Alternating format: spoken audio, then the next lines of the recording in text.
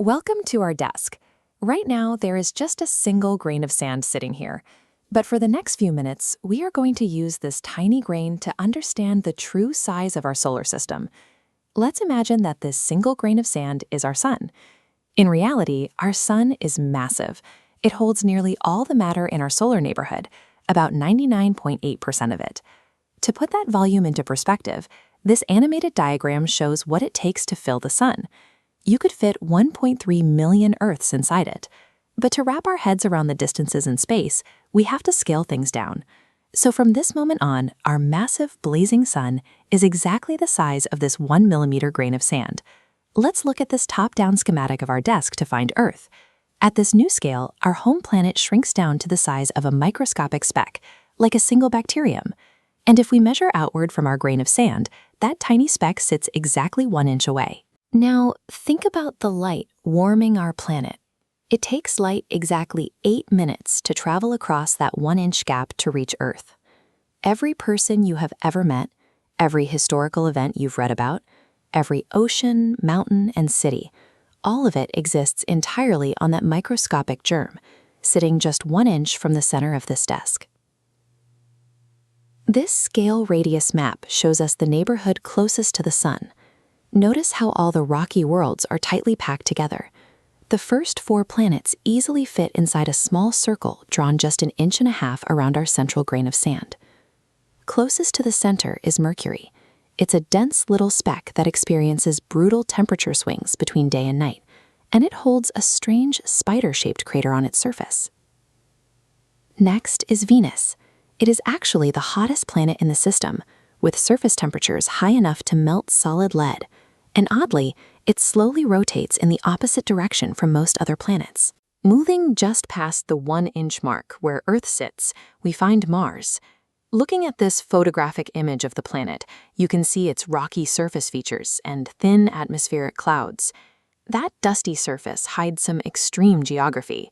Mars is home to an enormous volcano that towers roughly 22 kilometers high, making it nearly 3 times the height of Mount Everest. These 4 worlds are all dense and rocky because of their location.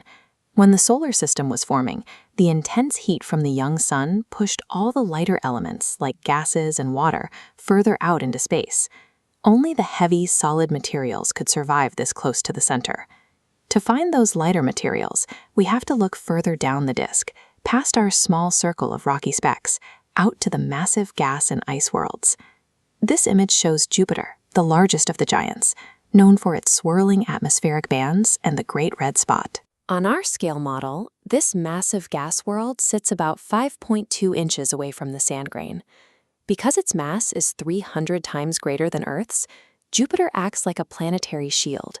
Its gravity pulls in or deflects many dangerous comets and asteroids away from the inner planets.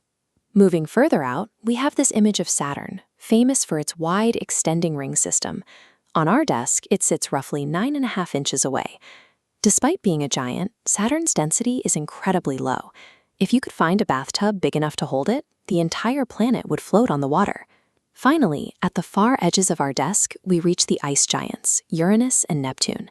As seen in this photograph of Neptune's deep blue atmosphere, these are cold, turbulent worlds. They sit up to 30 inches away from our sun, battered by supersonic winds and deep layers of falling diamonds. When we step back, our entire solar neighborhood comes into view. From the blazing heat of the central grain of sand to the frozen edge of Neptune, the whole system fits perfectly on top of a standard 3-foot-wide desk. We have fit our entire solar family onto a single piece of furniture. But this brings up an interesting question. On this exact same scale, where is the very next star system, Alpha Centauri? To place the next star on our map, we run out of room. We have to physically leave the building, walk out the front doors, and travel a long way across the city.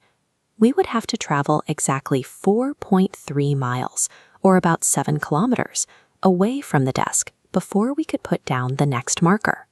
Once we finally reach that spot miles across town, we would place down 3 little grains of sand clustered together.